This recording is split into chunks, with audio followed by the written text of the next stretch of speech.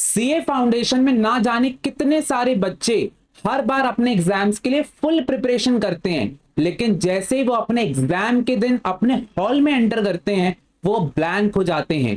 Paper को देखते ही साथ वो पैनिक कर जाते हैं और अंदर एक एंजाइटी होने लग जाती है, जिसके कारण वो पेपर में अपना 100% नहीं दे पाते हैं और फिर यहां पर एग्जाम खराब जाता है। आपने बहुत बार ऐसा ऑब्जर्व किया होगा कि आप एग्जाम दे तो रहे हो लेकिन आपके एकदम से टाइम निकल गया, एकदम से टाइम ही पर आप पेपर कंप्लीट नहीं कर पाए, जिसके कारण आपने मार्क्स को लूज कर दिया। तो आज की वीडियो बहुत ज्यादा इंपॉर्टेंट है ताकि आप वो 10 से 20 नंबर को खराब ना करो एंड आराम से अपने एग्जाम में ज्यादा स्कोर कर सको। इसलिए आज मैं आपको दो बच्चों से मिलवाना चाहता हूं, जिसमें से एक का नाम है राहुल और एक का नाम है अंकित। ये दोनों बिल्कुल भाई जैसे दोस्त हैं। दोनों ही यहां पर सीए फाउंडेशन का एग्जाम देने के लिए जाने वाले थे, लेकिन यहां पर दोनों में एक बहुत बड़ा डिफरेंस है। जो यहां पर राहुल था वो कंपैरेटिवली स्मार्टर था और उसने यहां पर सारी चीजों को कंप्लीट कर लिया था। उसने एमटीपी भी लगा लिया था, आरटीपी भी, पीवाईक्यूज में उसने प्रॉपर रिवीजन भी किया हुआ था, लेकिन एग्जाम से एक दिन पहले वो पैनिक बहुत ज्यादा कर रहा था। लेकिन जो अंकित था वो थोड़ा सा एवरेज स्टूडेंट था और उसने ज्यादा पढ़ाई नहीं, सिर्फ मेन टॉपिक्स यहां पर लगाए थे, लेकिन वो कॉन्फिडेंट था कि भाई साहब जो टॉपिक्स उसने लगाए हैं वो एग्जाम में आएंगे, और ऐसे में वो बहुत ज्यादा चिल टाइप था। और जब इन दोनों का रिजल्ट आया तो आप देख के शॉक हो जाओगे कि इन दोनों ने ही अपने एग्जाम में 60 मार्क्स को स्कोर किया था।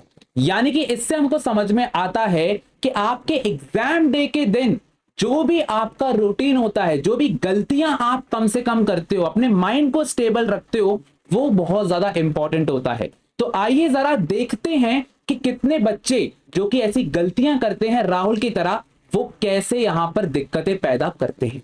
अब सबसे बड़ी गलती है कि लास्ट मिनट में रिवीजन करना। बहुत सारे बच्चों को मैंने देखा है और आप कल भी देखना अपने पहले एग्जाम में कि बहुत सारे बच्चे ऐसे किताब लेकर के खड़े होते हैं एग्जाम सेंटर में और पता नहीं कौन सी पढ़ाई कर रहे होते हैं। मेरे हिसाब से आपको बिल्कुल भी ज्यादा हैवी स्टडी करना ही नहीं है, और एग्जाम से 1 घंटे पहले, यानी कि अगर आपका एग्जाम 2 बजे स्टार्ट होगा तो 12:30 बजे से आपको बिल्कुल भी कुछ भी टच नहीं करना है। सिर्फ अपने दिमाग में आंखें बंद करके सारी चीजों को ऑर्डर में लेकर के आना है। आपको अपने आप को बोलना है कि यस मैंने पूरी पढ़ाई कर ली है, तो बिल्कुल भी एक्स्ट्रा कॉन्सेप्ट पढ़ने की जरूरत नहीं है। और एग्जाम के दिन यानी कि सुबह से मुझे पता है बहुत सारे बच्चे बिल्कुल एग्जाम लेकर के बैठ जाते हैं, मटेरियल लेके बैठ जाते हैं, पर बिल्कुल भी आपको हैवी स्टडी नहीं करना है। सिर्फ जल्दी जल्दी कॉन्सेप्ट्स को रिवाइज करना है। Revision is very very important, लेकिन कोई भी हैवी कॉन्सेप्ट नहीं पढ़ना है। अब जो सेकंड सबसे बड़ी गलती है जो कि बच्चे बहुत ज्यादा कॉमनली करते हैं कि वो बोलते हैं भैया पेपर डिफिकल्ट आएगा। और ये मैं बात आपको अभी जस्ट कुछ देर पहले की बता रहा हूं कि मैंने एक स्टूडेंट से पूछा कि कल का पेपर कैसा आएगा, और उसने बोला भैया ये पेपर तो डिफिकल्ट ही आएगा। मैंने कहा तुमको कैसे पता डिफिकल्ट आएगा? बोलती कि मैंने अभी अभी एक यूट्यूब शॉर्ट्स पर देखा है और उस पर पता ये नहीं था कि पेपर डिफिकल्ट आएगा। उसमें कहा था कि फाइनल का पेपर डिफिकल्ट आया है, इंटर का इंटर का डिफिकल्ट आया है, तो फाउंडेशन का भी आ सकता है, ऐसा कुछ बोला गया। बहुत सारे बच्चे मुझे बोल रहे हैं कि भैया लॉ का पेपर इंटर में डिफिकल्ट आया तो फाउंडेशन में भी आएगा। ये क्या लॉजिक लगा रहे हो?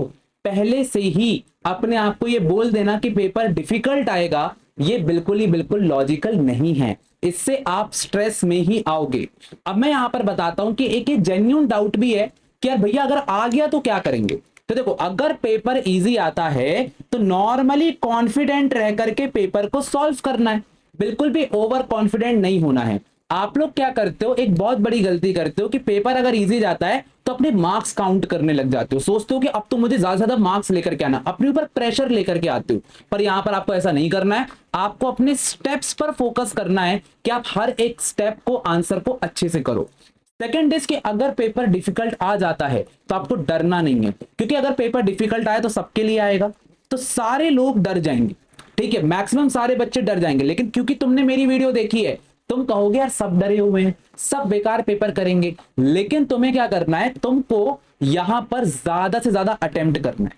जितना ज्यादा तुम अटेम्प्ट करोगे, जितने ज्यादा स्टेप्स तुम लिखोगे, जितने ज्यादा एमसीक्यूज तुम सॉल्व करोगे, तुम्हारे ज्यादा मार्क्स आने के चांसेस हो जाते हैं। इसके अलावा अगर तुम्हारे साथ ऐसा होता है कि बहुत ज्यादा डिफिकल्ट पेपर आता है तो चेकिंग भी इजी हो जाती है। तो चेकिंग बहुत ही इजी होती है, तुम्हें आराम से नंबर मिल जाते हैं। तो टेंशन लेने की तुम्हें बिल्कुल भी जरूरत नहीं है। अब आपने बहुत सारे बच्चों को सुना होगा कि यार मैंने पढ़ाई तो बहुत करी थी लेकिन मेरे मार्क्स थोड़े से कम आए हैं, एक्सपेक्टेड यहां पर नहीं आए हैं। और इसकी सबसे बड़ी गलती होती है कि वो अपने डिस्क्रिप्टिव पेपर में पेपर प्रेजेंटेशन अच्छे से नहीं करते हैं। यानी कि अकाउंट्स और लॉ में आपका पेपर प्रेजेंटेशन टॉप नॉच होना चाहिए। अब यहां पर मैं आपको क्लियरली दिखाता हूं कि एक टॉपर ने एक सिंपल एडमिशन का क्वेश्चन यहां पर सॉल्व किया है।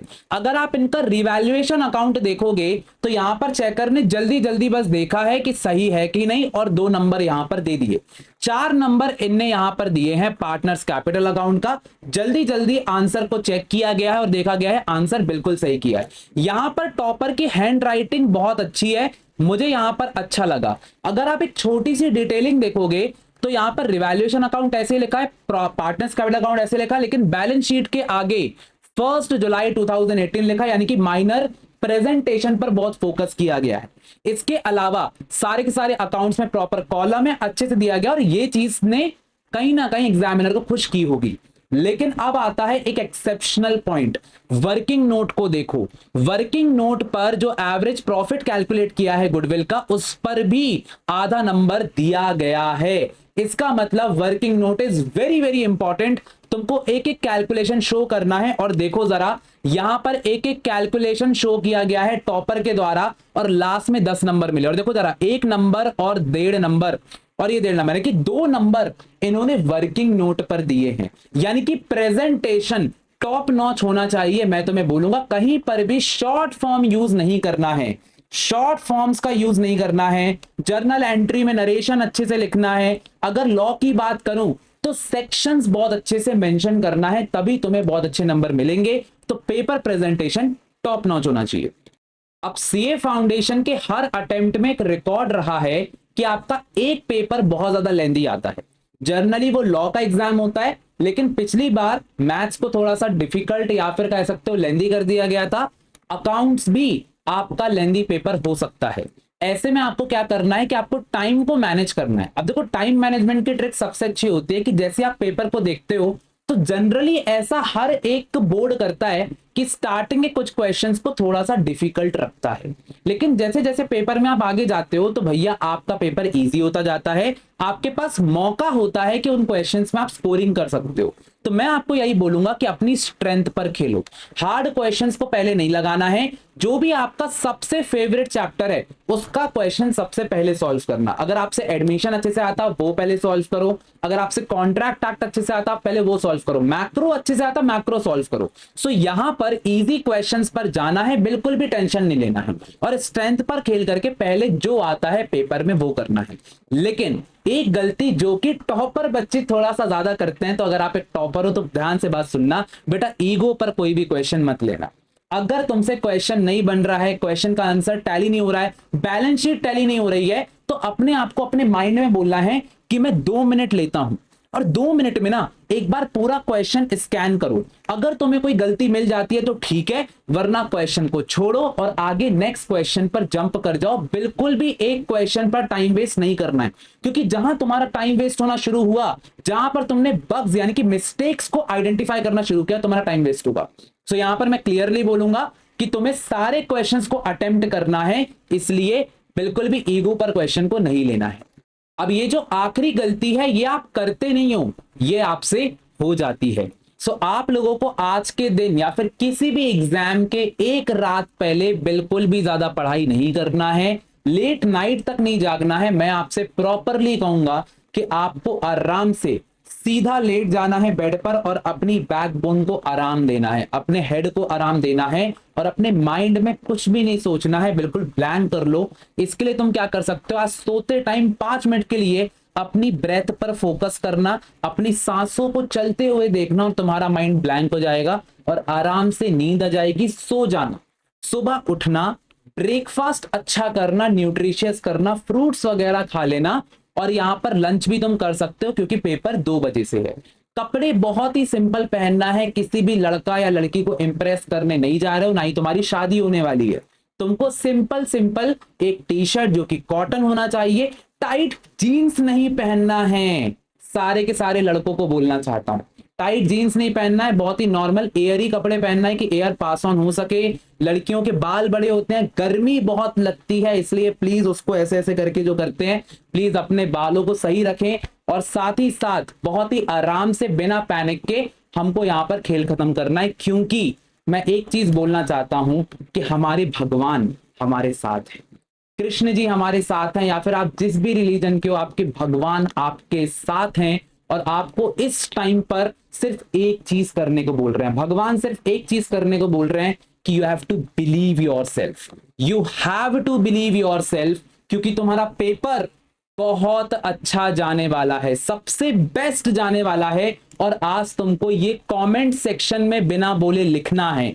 और साथ ही साथ तुम्हें पता है कि तुम्हारा पेपर इसलिए अच्छा जाएगा क्योंकि तुम 120% एफर्ट देने वाले हो। चाहे पेपर इजी आए चाहे डिफिकल्ट आए, तुम्हें फर्क नहीं पड़ता। तुम्हारे सामने तुम्हारा क्वेश्चन है, जैसे ही क्वेश्चन को देखोगे दिमाग में 1 सेकंड 2 सेकंड के लिए उस आंसर की इमेज बना लोगे जो कि उस क्वेश्चन की होने वाली है, सारी चीजें सीक्वेंस कर लोगे यहां पर, फिर एक बार लिखना चालू किया, मस्त। क्वेश्चन को 2 बार रीड करना है, दिमाग में इमेज लिखना शुरू करना है, क्योंकि तुम अपने ऊपर विश्वास रखते हो, भगवान तुम्हारे साथ है। सारे बच्चे कमेंट्स में जय श्री कृष्णा लिखेंगे, लिखेंगे कि I believe my self, I believe my self. क्योंकि जैसा कि आदित्य भैया ने बोला है, सीए आसान है। ऑल द बेस्ट बच्चों, मिलते हैं एग्जाम के बाद। एंड आपका भैया हमेशा आपके साथ रहेंगे। तो वीडियो पसंद आई हो तो लाइक जरूर कर देना। थैंक यू सो मच, मिलते हैं अपनी नेक्स्ट वीडियो में।